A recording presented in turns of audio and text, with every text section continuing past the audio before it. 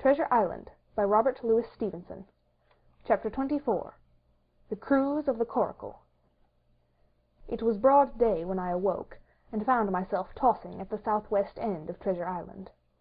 The sun was up, but was still hid from me, behind the great bulk of the spyglass, which on this side descended almost to the sea in formidable cliffs. Hull Bowline Head and Mizzenmast Hill were at my elbow, the hill bare and dark, the head bound with cliffs 40 or 50 feet high, and fringed with great masses of fallen rock. I was scarce a quarter of a mile to seaward, and it was my first thought to paddle in and land. That notion was soon given over. Among the fallen rocks the breakers spouted and bellowed, loud reverberations, heavy sprays, flying and falling, succeeded one another from second to second, and I saw myself, if I ventured nearer, dashed to death upon the rough shore, or spending my strength in vain to scale the beetling crags. Nor was that all, for crawling together on the flat tables of rock, or letting themselves drop into the sea with loud reports, I beheld huge, slimy monsters, soft snails, as it were, of incredible bigness, 2 or 3 score of them together, making the rocks to echo with their barkings. I have understood since that they were sea lions, and entirely harmless. But the look of them, added to the difficulty of the shore, and the high running of the surf, was more than enough to disgust me of that landing place.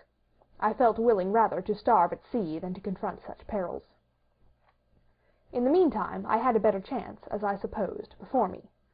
North of Hull Bowline Head, the land runs in a long way, leaving at low tide a long stretch of yellow sand. To the north of that, again, there comes another cape, Cape of the Woods, as it was marked upon the chart, buried in tall green pines, which descended to the margin of the sea. I remembered what Silver had said about the current that sets northward along the whole west coast of Treasure Island, and seeing from my position that I was already under its influence, I preferred to leave Hull Bowline Head behind me, and reserve my strength for an attempt to land upon the kindlier-looking Cape of the Woods. There was a great smooth swell upon the sea. The wind blowing steady and gentle from the south, there was no contrariety between that and the current, and the billows rose and fell unbroken. Had it been otherwise, I must long ago have perished, but as it was, it is surprising how easily and securely my little and light boat could ride. Often, as I still lay at the bottom, and kept no more than an eye above the gunwale, I would see the big blue summit heaving close above me, yet the Coracle would but bounce a little, dance as if on springs, and subside on the other side into the trough as lightly as a bird. I began after a little to grow very bold, and sat up to try my skill at paddling. But even a small change in the disposition of the weight will produce violent changes in the behavior of a coracle, and I had hardly moved before the boat, giving up at once her gentle dancing movement, ran straight down a slope of water so steep that it made me giddy, and stuck her nose, with a spout of spray, deep into the side of the next wave. I was drenched and terrified, and fell instantly back into my old position, whereupon the coracle seemed to find her head again, and led me as softly as before among the billows. It was plain she was not to be interfered with, and at that rate, since I could in no way influence her course, what hope had I left of reaching land? I began to be horribly frightened, but I kept my head for all that. First, moving with all care, I gradually bailed out the coracle with my sea-cap. Then, getting my eye once more above the gunwale, I set myself to study how it was she managed to slip so quietly through the rollers. I found each wave, instead of the big, smooth, glossy mountain it looks from shore or from a vessel's deck, was for all the world like any range of hills on dry land, full of peaks and smooth places and valleys. The coracle, left to herself, turning from side to side, threaded, so to speak, her way through these lower parts, and avoided the steep slopes and higher toppling summits of the waves. Well now, thought I to myself, it is plain I must lie where I am and not disturb the balance, but it is plain also that I can put the paddle over the side, and from time to time in smooth places give her a shove or two towards land. No sooner thought upon than done. There I lay on my elbows in the most trying attitude, and every now and then gave a weak stroke or two to turn her head to shore. It was very tiring and slow work, yet I did visibly gain ground, and as we drew near the Cape of the Woods, though I saw I must infallibly miss that point, I still had made some 100 yards of easting. I was indeed close in. I could see the cool green tree-tops swaying together in a breeze, and I felt sure I should make the next promontory without fail. It was high time, for I now began to be tortured with thirst. The glow of the sun from above, its thousand-fold reflection from the waves, the sea-water that fell and dried upon me, caking my very lips with salt, combined to make my throat burn and my brain ache. The sight of the trees so near at hand had almost made me sick with longing, but the current had soon carried me past the point, and as the next reach of sea opened out, I beheld a sight that changed the nature of my thoughts. Right in front of me, not half a mile away, I beheld the Hispaniola under sail. I made sure, of course, that I should be taken, but I was so distressed for want of water that I scarce knew whether to be glad or sorry at the thought, and long before I had come to a conclusion, surprise had taken entire possession of my mind, and I could do nothing but stare and wonder. The Hispaniola was under her mainsail and 2 jibs, and the beautiful white canvas shone in the sun like snow or silver. When I first sighted her, all her sails were drawing. She was lying a course about northwest, and I presumed the men on board were going round the island on their way back to the anchorage.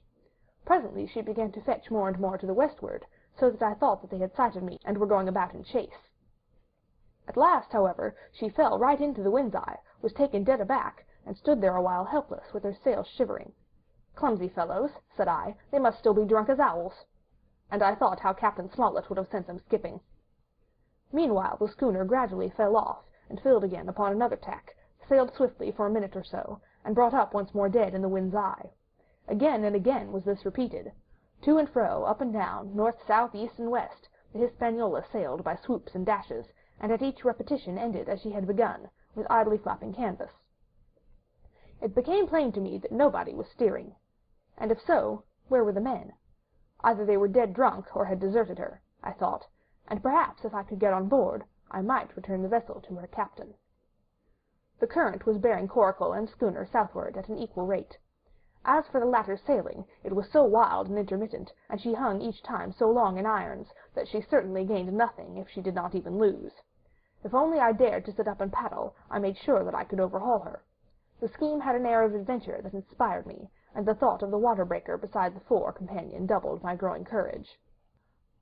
Up I got, was welcomed almost instantly by another cloud of spray, but this time stuck to my purpose, and set myself, with all my strength and caution, to paddle after the unsteered Hispaniola. Once I shipped a sea so heavy that I had to stop and bail, with my heart fluttering like a bird, but gradually I got into the way of the thing, and guided my Coracle among the waves, with only now and then a blow upon her bows, and a dash of foam in my face. I was now gaining rapidly on the schooner. I could see the brass glisten on the tiller as it banged about, and still no soul appeared upon her decks. I could not choose but suppose she was deserted.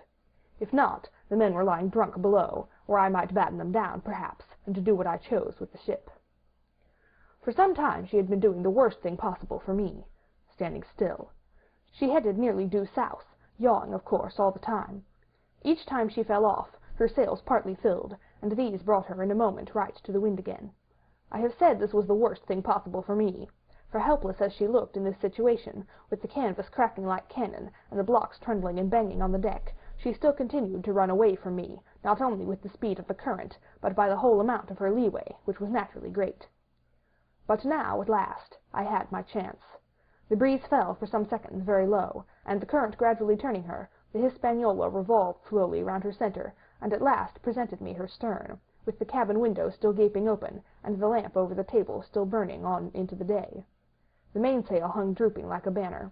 She was stock still but for the current. For the last little while I had even lost, but now, redoubling my efforts, I began once more to overhaul the chase. I was not 100 yards from her when the wind came again in a clap. She filled on the port tack and was off again, swooping and skimming like a swallow. My first impulse was one of despair, but my second was towards joy.